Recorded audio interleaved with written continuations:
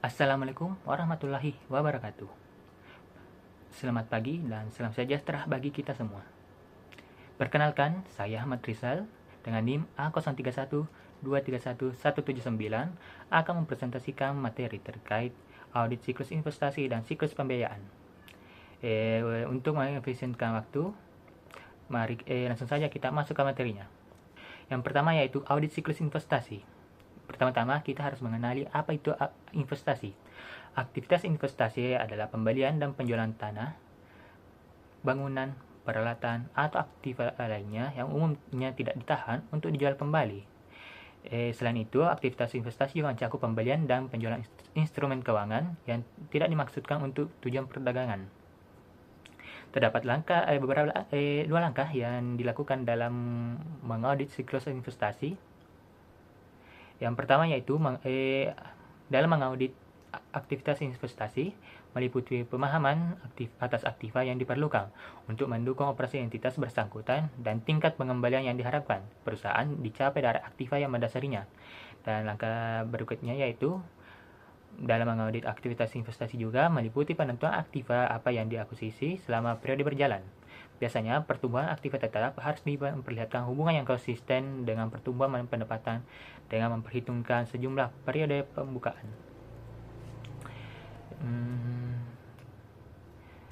Terdapat juga tujuan audit spesifik dalam siklus investasi. Yang pertama adalah keberadaan dan atau keterjadian. Tujuan audit spesifik keberadaan atau keterjadian pada siklus investasi yang pertama adalah akuisisi yang tercatat dari transaksi aktiva tetap, pelepasan aktiva tetap, dan reparasi serta pemeliharaan merupakan transaksi yang terjadi selama tahun berjalan. Yang kedua yaitu aktiva tetap yang tercatat merupakan aktiva produktif yang digunakan pada tanggal neraca. Yang kedua yaitu kelengkapan. Semua transaksi aktiva tetap dan pelepasan aktiva tetap serta reparasi dan pemeliharaan yang terjadi selama periode berjalan telah dicatat. Dan yang kedua yaitu saldo aktiva tetap mencakup pengaruh semua transaksi yang terjadi selama periode berjalan. Yang ketiga yaitu hak dan kewajiban. Entitas tersebut memiliki atau mendapatkan hak atas semua aktiva tetap yang dicatat pada tanggal neraca. Yang keempat adalah penilaian dan alokasi. Yang pertama yaitu tujuannya transaksi untuk beban penyusunan dan penurunan nilai aktiva tetap telah dinilai dengan tepat. Yang kedua yaitu aktiva tetap dicatat pada harga pokok dikurangi akumulasi penyusutan dan diturunkan nilainya sebesar penurunan nilai material. Yang kelima yaitu penyajian dan pengungkapan. Tujuannya yaitu untuk transaksi penyusutan, reparasi, dan pemeliharaan serta les operasi telah diidentifikasi dengan benar dan diklasifikasikan dalam laporan keuangan. Yang kedua yaitu aktiva tetap dan les modal telah diidentifikasi dengan benar dan diklasifikasikan dalam laporan keuangan. Yang ketiga yaitu pengungkapan yang berkaitan dengan harga pokok, nilai buku, metode penyusutan, dan umur manfaat dari kelas utama aktiva tetap, pengadaian aktiva tetap sebagai agunan, dan syarat utama dari kontrak les modal sudah memadai. Selanjutnya yaitu pertimbangan perencanaan audit siklus investasi. Terdapat 4. Yang pertama itu materialitas. Aktiva tetap biasanya merupakan aspek yang material dari laporan keuangan. Alokasi materialitas ke akun yang dipengaruhi oleh transaksi dalam siklus ini akan bervariasi menurut pertimbangan. Pertimbangan utama dalam mengevaluasi alokasi materialitas ini adalah penentuan besarnya saji yang akan mempengaruhi keputusan seorang pemakai laporan keuangan yang layak. Pertimbangan yang kedua yaitu hubungan dengan biaya untuk mendeteksi kesalahan. Audit atas aktiva tetap relatif murah bila dibandingkan dengan audit atas akun piutang atau persediaan atau audit sebelumnya yang dilakukan materi sebelumnya. Yang kedua yaitu risiko inherent atau inherent risk. Berkaitan dengan eksistensi keberadaan yang seringkali rendah karena aktiva tetap tidak mudah dicuri. Keberadaan risiko inherent dapat meningkat sampai ke tingkat sedang atau tinggi karena potensi bahwa aktiva yang tidak digunakan lagi mungkin tidak dihapuskan. Asersi kelengkapan dapat mencapai tingkat sedang hingga tinggi dalam kasus aktiva konstruksi atau les modal yang mungkin dicatat sebagai les operasi karena kerumitan akuntansi untuk les. Selanjutnya itu adalah risiko prosedur analitis. Unsur dari risiko deteksi bahwa prosedur analitis akan gagal mendeteksi kesalahan material. Prosedur analitis ini bersifat efektif dari mengevaluasi kelayakan laporan keuangan. Aktiva tetap secara relatif harus stabil. Nah, akibatnya, prosedur analitis dapat memberikan keyakinan tentang kewajaran penyajian laporan keuangan. Akan tetapi, auditor harus menunjukkan tingkat skeptisme profesional ketika mengevaluasi kelayakan beban penyusutan, termasuk kebijakan mengenai kapitalisasi lawan, langsung membebankan aktiva sebagai beban melalui beban perbaikan dan pemeliharaan. Dan yang terakhir adalah pertimbangan yang terakhir adalah risiko pengendalian. Aspek yang sama dari pengendalian internal menetapkan kesadaran akan tingkat pengendalian yang tinggi, seperti lingkungan pengendalian yang kuat, penilaian risiko yang efektif, akuntabilitas yang efektif atas penggunaan sumber daya, dan pemantauan sistem pengendalian adalah penting dalam konteks akuntansi untuk aktiva tetap. Salah satu transaksi penting yang berkaitan dengan aktiva tetap adalah akuntansi awal untuk akuisisi aktiva tetap. Materi selanjutnya yaitu pengujian substantif atas saldo aktiva tetap. Yang pertama kita lakukan dalam menguji substantif atas saldo aktiva tetap itu menentukan risiko deteksi. Pengujian substantif yang dilakukan auditor akan jauh lebih ekstensif dalam melakukan audit untuk pertama kalinya atas seorang klien dibandingkan dengan penugasan yang berulang. Dalam audit pertama harus diperoleh bukti tentang ketepatan saldo awal akun dan kepemilikan aktiva bersangkutan. Apabila klien tersebut sebelumnya telah diaudit oleh auditor independen yang lainnya, maka bukti akan lebih mudah diperoleh apabila auditor pengganti dapat menelaah kertas kerja auditor terdahulu. Akan tetapi jika belum pernah, maka auditor harus melaksanakan penyelidikan atas saldo dan kepemilikan unit utama pabrik yang saat ini sedang beroperasi. Yang kedua yaitu merancang pengujian substantif. Dalam merancang pengujian substantif ini dilakukan atas saldo aktiva tetap dilakukan penugasan yang berulang dan tujuan audit atas saldo akun spesifik yang berkaitan dengan pengujian. Pertimbangan risiko biasanya menghasilkan penekanan yang lebih besar pada asersi keberadaan atau keterjadian serta penilaian atau alokasi. Terdapat beberapa langkah dalam melakukan pengujian substantif. Yang pertama adalah prosedur awal. Prosedur awal yang penting yaitu memperoleh pemahaman tentang bisnis dan industri bersangkutan. Industri yang bersifat sangat padat modal biasanya mempunyai biaya tetap operasi yang besar dan memerlukan volume yang signifikan untuk mencapai break even atau titik impasnya. Prosedur ini memberikan sarana untuk mengevaluasi kelayakan bukti yang diperoleh pada tahap audit berikutnya. Dalam prosedur awal terdapat pengujian substantif, beberapa kemungkinan yang akan dilakukan pengujian substantif.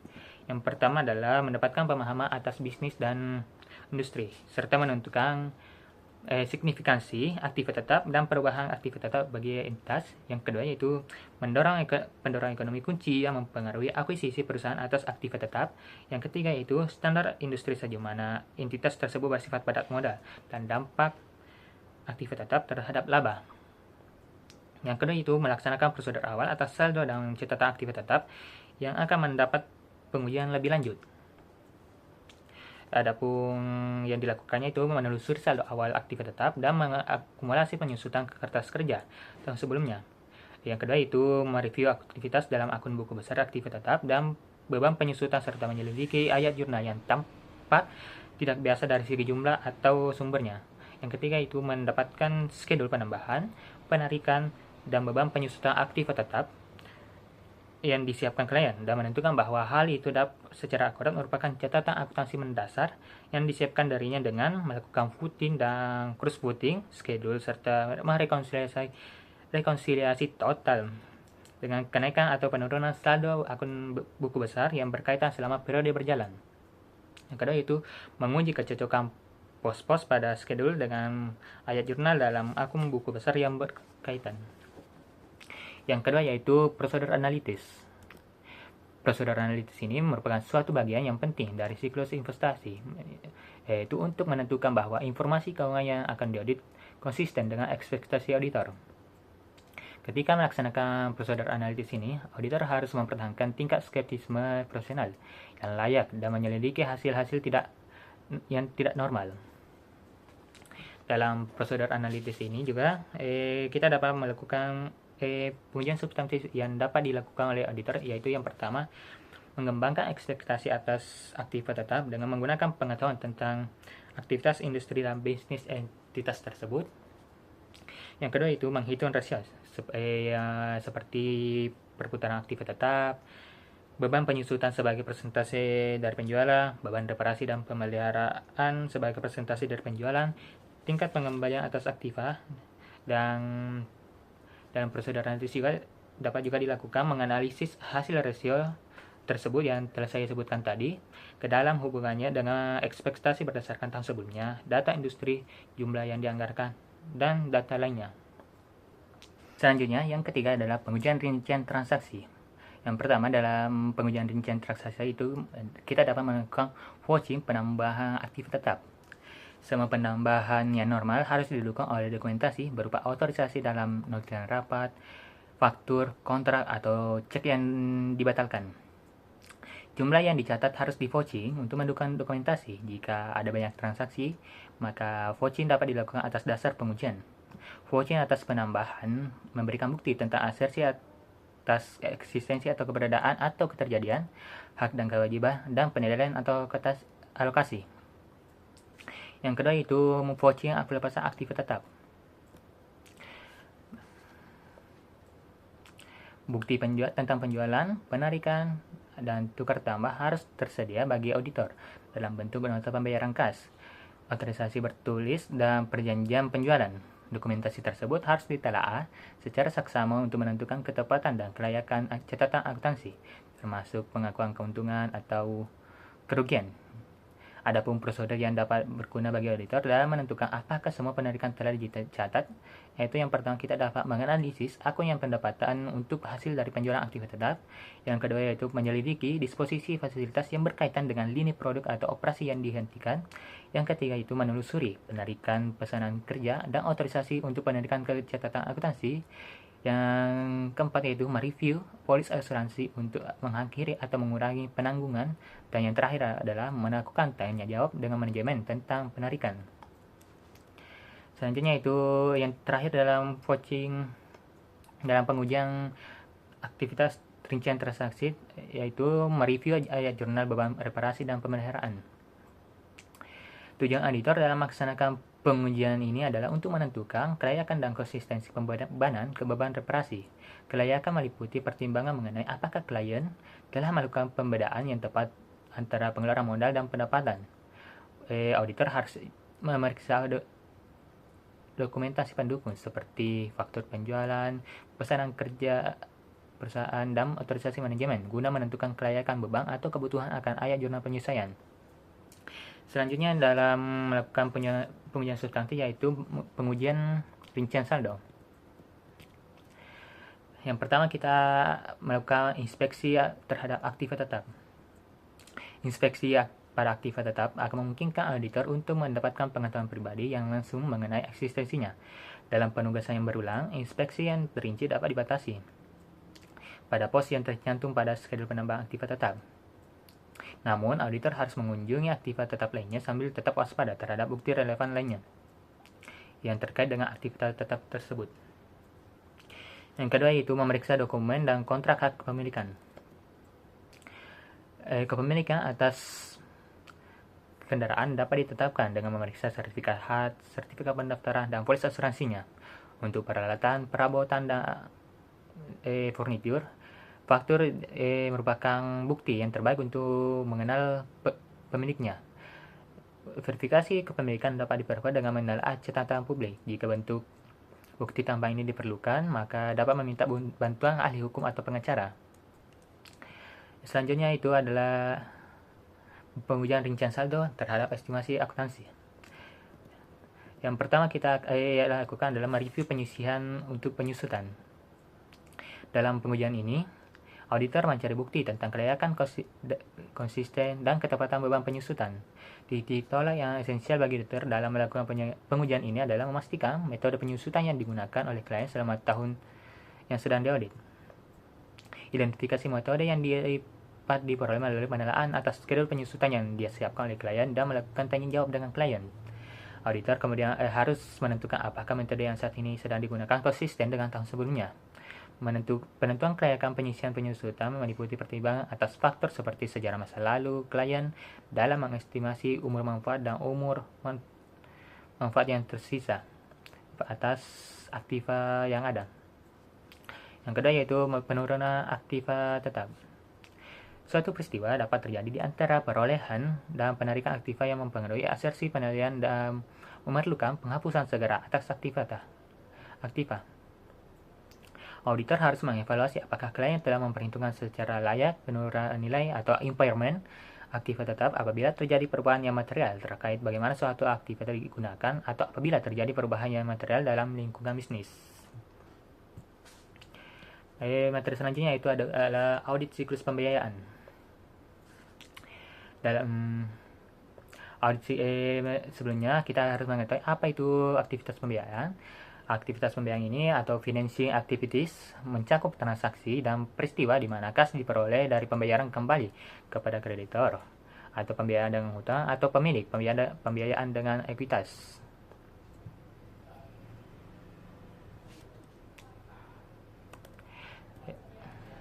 Aktivitas pembiayaan ini meliputi misalnya mendapatkan pinjaman, les modal, menerbitkan obligasi, atau menerbitkan saham preferen atau saham biasa.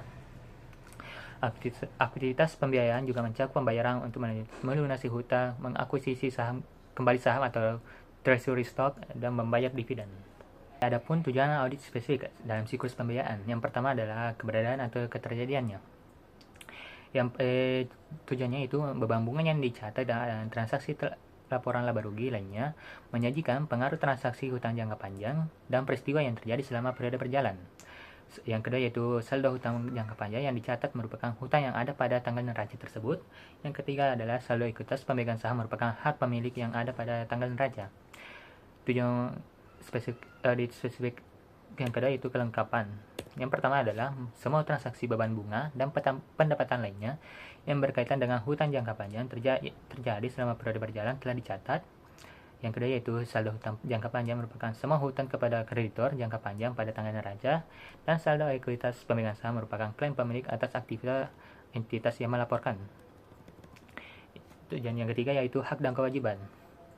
Yang pertama adalah semua saldo hutang jangka panjang yang tercatat merupakan kewajiban entitas yang melaporkan. Yang kedua yaitu saldo ekuitas pemegang saham merupakan klaim pemilik atas aktivitas entitas yang melaporkannya. Yang tujuan selanjutnya itu penilaian atau alokasi. Yang pertama adalah transaksi beban bunga dan pendapatan lainnya yang berkaitan dengan hutang jangka panjang telah dinilai dengan tepat sesuai dengan GAAP. Yang kedua yaitu saldo hutang jangka panjang dan ekuitas pemegang saham telah dinilai dengan tepat sesuai dengan GAAP. Dan terakhir adalah tujuan audit yang terakhir itu penyajian dan pengungkapan. Yang pertama kita transaksi hutang jangka panjang dan ekuitas pemegang saham telah diidentifikasi serta diklasifikasikan dengan tepat dalam laporan keuangan. Yang kedua yaitu saldo hutang jangka panjang dan ekuitas pemegang saham telah diidentifikasi dan diklasifikasikan dengan tepat dalam laporan keuangan. Yang ketiga yaitu semua syarat, ketentuan, komitmen, dan provisi terkait yang bersangkutan dengan hutang jangka panjang telah diungkapkan secara memadai. Dan yang terakhir adalah semua fakta berkenaan dengan penerbitan saham seperti nilai dari atau nilai yang ditetapkan saham yang diotorisasi dan diterbitkan serta jumlah saham yang ditahan sebagai treasury stock atau terikat opsi telah diungkapkan. Selanjutnya kita dapat melihat kelompok transaksi siklus pembiayaan. Yang dalam transaksi hutang jangka panjang atau long term liabilities, yang transaksi yang pertama yaitu adalah kelompok transaksinya yang seperti obligasi, hipotek, wesel, dan hutang pinjaman. Yang kedua yaitu premi atau diskonto obligasi. Yang ketiga adalah hutang bunga. Yang keempat beban bunga. Dan yang kelima adalah keuntungan atau kerugian atas penarikan obligasi. Sedangkan dalam transaksi ekuitas pemegang saham itu terdapat saham preferen, saham biasa, treasury stock, modal store, laba ditahan, dividen, dan hutang dividen. Selanjutnya kita akan masuk dalam pertimbangan perencanaan audit siklus pembiayaan. Terdapat 4 yang sama seperti dengan audit siklus investasi tadi. Yang pertama adalah materialitas. Terdapat banyak variasi yang dapat dipertimbangkan mengenai pentingnya hutang jangka panjang dari kewajaran penyajian posisi keuangan. Dalam beberapa korporasi yang besar, hutang jangka panjang tidak bersifat material terhadap total kewajiban dan ekuitas pemegang saham. Sedangkan dalam banyak perusahaan publik, kewajiban seperti itu merupakan 50% dari klaim atas aktivitas korporasi. Ekuitas pemegang saham jelas merupakan komponen neraca yang material. Pengaruh transaksi pembiayaan terhadap laporan laba rugi juga sangat bervariasi dalam hal signifikansinya, seperti juga pengaruh dividen terhadap laporan laba ditahan. Yang kedua yaitu pertimbangan yang kedua adalah risiko inherent. Risiko saji dalam melaksanakan dan mencatat transaksi siklus pembiayaan biasanya rendah.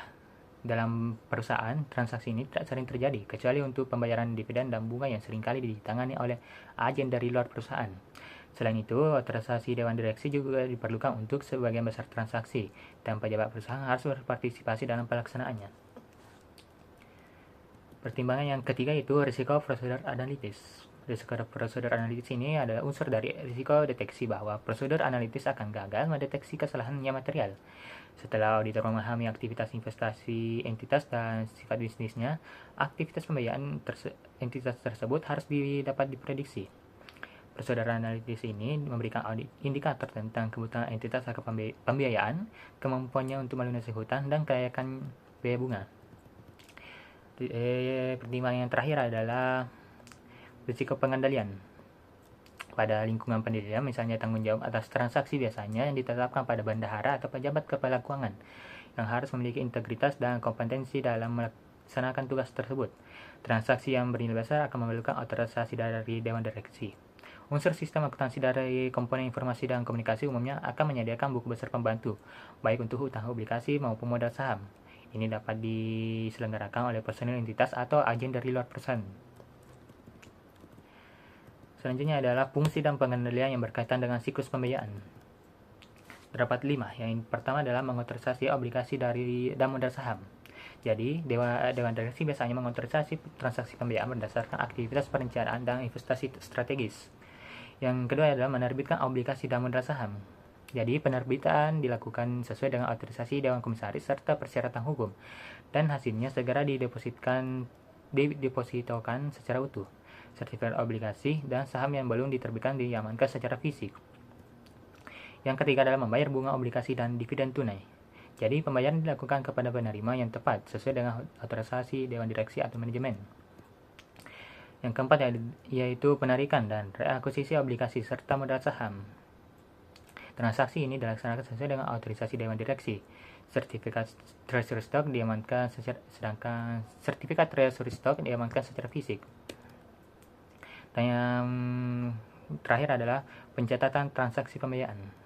Transaksi dicatat secara tepat dalam hal jumlah, klasifikasi, dan periode akuntansi berdasarkan otorisasi serta dokumentasi pendukung.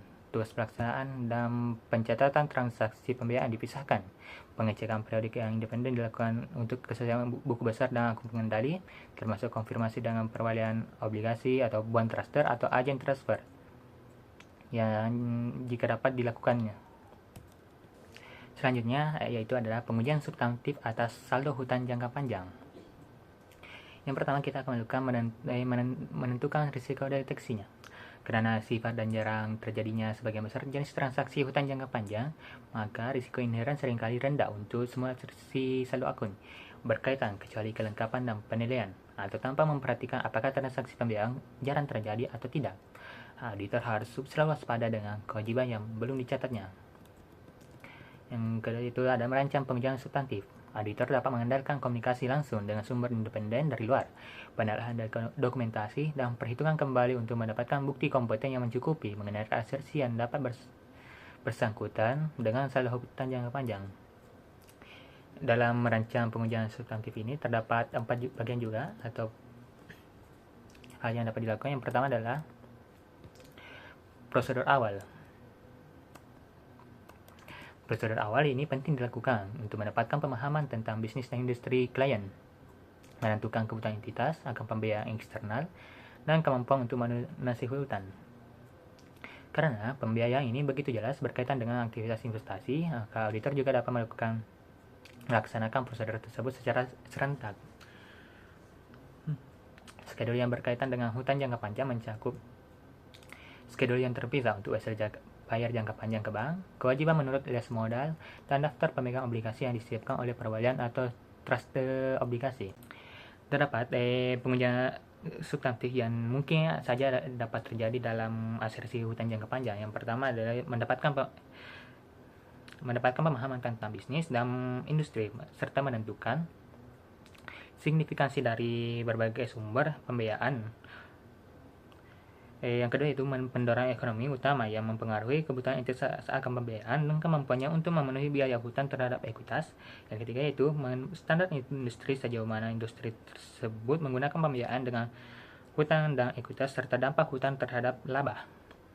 Yang kedua itu melaksanakan prosedur awal atas saldo dan catatan hutang jangka panjang yang akan menempat pengujian lebih lanjut, seperti menelusuri saldo awal akun hutang jangka panjang ke kertas kerja tahun sebelumnya, mereview aktivitas di semua akun hutang jangka panjang dan akun laporan laba rugi yang berkaitan, serta menyelidiki ajar jurnal yang tampak tidak biasa dari segi jumlah atau sumbernya. Yang ketiga itu mendapatkan skedul hutang jangka panjang yang disiapkan klien dan menentukan bahwa hal itu secara akurat merupakan catatan akuntansi mendasar yang disiapkan darinya dengan melakukan footing dan cross footing, schedule, serta merekonsiliasi total dengan saldo buku tambahan dan buku besar yang berkaitan.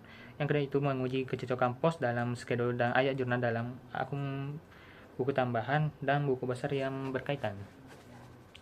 Yang kedua itu prosedur analitis. Jadi bagian penting dari audit hutang jangka panjang itu menentukan bahwa informasi keuangan yang diaudit konsisten dengan harapan auditor. Auditor juga harus mengevaluasi pengungkapan mengenai jatuh tempo hutang dan perjanjian hutang. Sebagai bagian dari tanggung jawab auditor atas evaluasi mengenai apakah suatu entitas dapat mempertahankan kelangsungan hidupnya, auditor akan mengevaluasi kemampuan entitas itu untuk menghasilkan arus kas yang mencukupi guna memenuhi komitmen yang berkaitan dengan beban bunga, jatuh tempo hutang, dan perjanjian hutang. Yang ketiga itu pengujian rincian transaksi.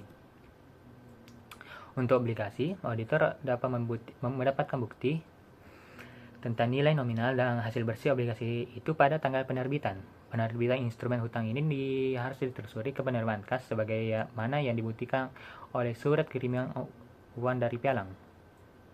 Pembayaran pokok hutang jangka panjang juga dapat diverifikasi dengan memeriksa voucher dan cek yang dibatalkan, sementara pembayaran penuh dapat divalidasi dengan memeriksa wesel yang dibatalkan atau sertifikat obligasi. Ya, selanjutnya itu pengujian rincian saldo. Terdapat 3 juga yang dapat dilakukan. Yang pertama adalah mereview otorisasi dan kontrak. Otorisasi dari sebuah korporasi untuk mengadakan perjanjian kontraktual guna meminjam uang melalui penerbitan hutang jangka panjang ada di tangan Dewan Direksi. Dengan demikian, bukti tentang otorisasi ini harus ditemukan dalam notulen rapat Dewan Direksi. Auditor hanya akan mereview otorisasi yang telah terjadi selama tahun yang diaudit, karena bukti tentang otorisasi hutang yang beredar pada awal tahun harus ada dalam arsip kertas kerja yang permanen. Yang kedua itu adalah mengkonfirmasi hutang. Auditor diharapkan untuk melakukan konfirmasi eksistensi dan persyaratan hutang jangka panjang melalui komunikasi langsung dengan pemberi pinjaman serta trust obligasi. Wesel bayar kepada bank di mana klien mempunyai suatu rekening harus dikonfirmasi sebagai bagian dari konfirmasi saldo bank. Wesel lainnya akan dikonfirmasikan kepada pemilikannya melalui surat terpisah. Permintaan konfirmasi semacam itu harus dilakukan oleh klien dan diposkan oleh auditor.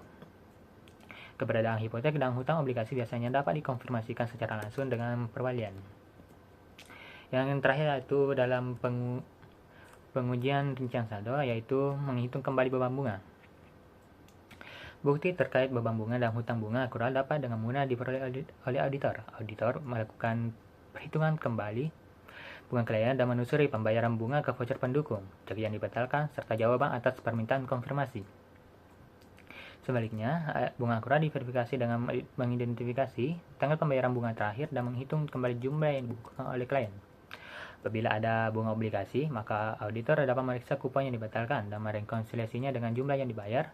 Apabila obligasi pada awalnya dijual dengan premi atau diskonto, maka auditor harus menelaah skedul amortisasi klien dan memverifikasi jumlah amortisasi yang dicatat melalui perhitungan kembali.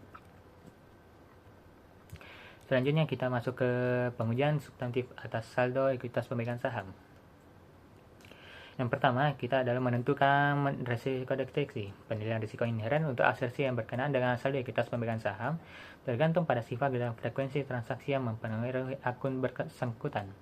Transaksi saham yang bersifat rutin dalam perusahaan terbuka sering ditangani oleh agen transfer.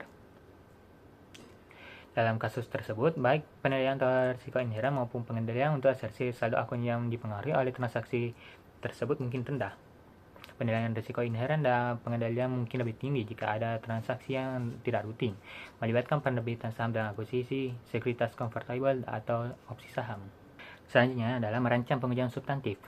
Yang pertama, kita melakukan prosedur awal. Auditor harus mendapatkan pemahaman tentang bisnis dan industri serta menentukan kebutuhan entitas akan pembiayaan eksternal dan manfaat menggunakan pembiayaan dengan ekuitas guna mendukung pertumbuhan entitas tersebut.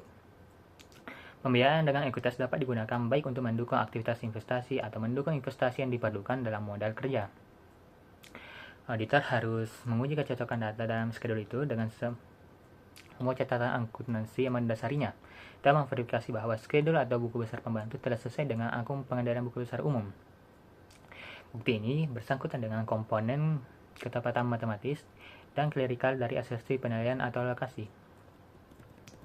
Yang kedua itu adalah prosedur analitis. Hubungan keuangan yang dinyatakan dalam rasio bermanfaat untuk mengevaluasi kelayakan saldo ekuitas pemegang saham. Bukti yang diperoleh dari prosedur analitis ini berkaitan dengan asersi keberadaan atau keterjadian, kelengkapan, dan penilaian atau alokasi. Adapun rasio yang biasa digunakan dalam prosedur analitis ekuitas pemegang saham ini yaitu pertama pengembalian atas ekuitas pemegang saham biasa. Yang kedua adalah ekuitas terhadap total kewajiban dan ekuitas. Yang ketiga itu tingkat pembayaran dividen. Yang keempat laba per saham. Dan yang terakhir adalah tingkat pertumbuhan yang dapat dipertahankan. Selanjutnya itu pengujian rincian transaksi. Yang pertama, kita dapat melakukan vouching ayat jurnal ke akun modal yang disetor. Untuk penerbitan saham baru, auditor dapat memeriksa surat kiriman uang dari hasil penerbitan tersebut. Jika pertimbangan untuk saham itu bukan keras, maka auditor harus memeriksa secara seksama dasar penilaiannya, seperti nilai pasar pertimbangan yang diterima atau diberikan. Untuk saham yang diterbitkan, kutipan harga pasar mungkin berguna untuk menentukan kelayakan penilaian, sementara apabila nilai properti yang diterima digunakan, maka suatu penaksiran akan diperlukan. Selanjutnya itu vouching ayat jurnal ke laba ditahan. Setiap ayat jurnal yang pada laba ditahan kecuali posting laba bersih terus di vouching ke dokumen pendukung. Sementara ayat jurnal yang untuk pengumuman dividen dan apropriasi laba ditahan ditelusuri ke buku notulen rapat. Dalam menentukan kelayakan pembagian ini, auditor dapat melakukan yang pertama adalah menetapkan bahwa hak preferensi atau hak lainnya dari pemegang saham dan setiap pembatasan pembagian dividen telah diakui. Yang kedua itu menetapkan jumlah saham yang beredar pada tanggal pencatatan dan memverifikasi ketepatan total pengumuman dividen dengan menghitung kembali. Yang ketiga memastikan kelayakan ayat jurnal untuk mencatat pengumuman tersebut. Yang keempat adalah atau yang terakhir menelusuri pembayaran dividen ke cek yang dibatalkan dan dokumen lainnya. Yang terakhir adalah pengujian rincian saldo. Yang pertama, kita dapat melakukan review akte pendirian dan anggaran rumah tangga. Jadi, salinan akte pendirian dan rumah tangga harus disimpan dalam arsip kertas kerja permanen auditor ketika mengaudit klien secara berkelanjutan. Auditor dapat melakukan tanya jawab dengan manajemen dan konsulen hukum klien tentang perubahan dalam satu atau kedua dokumen tersebut. Jawaban dari pihak tersebut dapat dalam bentuk tertulis. Dalam audit pertama untuk melakukan penilaian luas atas akte pendirian dan anggaran rumah tangga, serta mencatat hal yang penting dalam kertas kerja, pengujian ini dirancang untuk menentukan bahwa modal saham telah diterbitkan sesuai hukum dan Dewan Komisaris telah bertindak dalam ruang lingkup wewenangnya. Kedua itu review otorisasi dan persyaratan penerbitan saham. Jadi semua penerbitan saham, akuisisi saham, dan pengumuman dividen hanya diotorisasi oleh Dewan Direksi. Jadi, suatu penilaian notulen rapat harus memberikan bukti tentang transaksi ekuitas pemegang saham yang diotorisasi selama tahun berjalan. Keempat adalah konfirmasi saham yang beredar dengan register dan agen transfer. Jika klien menggunakan register, maka auditor dapat mengkonfirmasi total saham yang diotorisasi, diterbitkan, dan beredar pada tanggal neraca yang diregister. Sebaliknya, jika konfirmasi dengan agen transfer dapat memberikan bukti tentang saham yang dipegang oleh masing-masing pemegang saham. Jawaban atas konfirmasi ini dapat dibandingkan dengan akun modal saham dan buku besar pemegang saham. Dan selanjutnya adalah memeriksa buku sertifikat saham. Pengunjung ini diwajibkan apabila klien bertindak sebagai agen transfer bagi dirinya sendiri. Pengunjung ini melibatkan beberapa langkah seperti yang pertama, auditor harus memeriksa buku sertifikat saham untuk menentukan bahwa staf atau untuk saham yang diterbitkan dan beredar telah dipisahkan. Sertifikat yang dibatalkan digabungkan pada staf yang asli dan semua sertifikat yang belum diterbitkan dalam keadaan utuh. Yang kedua adalah auditor dapat memastikan bahwa perubahan yang selama tahun berjalan telah dicatat dengan benar ke dalam masing-masing pemegang saham di buku besar pembantu. Yang terakhir adalah auditor dapat merekonsiliasi total saham yang diterbitkan dan beredar seperti yang tercantum dalam buku sertifikat saham dengan total saham yang dilaporkan dalam buku besar pemegang saham ke akun modal saham. Yang terakhir adalah memeriksa sertifikat saham yang ditahan sebagai treasury stock. Jika modal saham ditahan sebagai treasury stock, maka auditor harus menghitung sertifikat itu pada saat yang sama dengan perhitungan sekuritas lainnya. Perhitungan itu dilakukan pada tanggal neraca. Jika tidak dilakukan, maka akan ada rekonsiliasi antar tanggal perhitungan hingga tanggal neraca. Jumlah saham yang ditahan juga harus cocok dengan saham yang diperlihatkan dalam akun treasury stock. Dan yang terakhir adalah jasa bernilai tambah dalam siklus investasi dan pembiayaan. Jadi, auditor dapat memberikan dua jasa bernilai tambah yang penting. Yang pertama, auditor dapat mengevaluasi seberapa efektif entitas telah memanfaatkan aktifanya untuk menghasilkan penjualan, laba, dan arus kas, serta mencapai tujuan entitas itu. Yang kedua itu, auditor dapat memberikan jasa independen yang mengevaluasi aktivitas investasi yang direncanakan oleh entitas tersebut dan menentukan apakah langkah yang direncanakan menjadi pendukung yang penting untuk mencapai sasarannya. Auditor juga akan mempunyai pengetahuan dan pengalaman yang signifikan dalam memahami sumber pembiayaan yang digunakan oleh berbagai entitas untuk membiayai investasi strategis. Auditor mempunyai pengetahuan tentang keunggulan dan kelemahan pembiayaan dari bank, pembiayaan dari hipotek, leas, dan pembiayaan yang mungkin tersedia dari perusahaan asuransi atau suatu usaha lainnya, atau berbagai kelas saham preferen. Baiklah, mungkin sekian materi yang dapat saya sampaikan pada video kali ini. Apabila ada kekurangan, mohon dimaafkan. Wabillahi taufiq wal hidayah. Wassalamualaikum warahmatullahi wabarakatuh.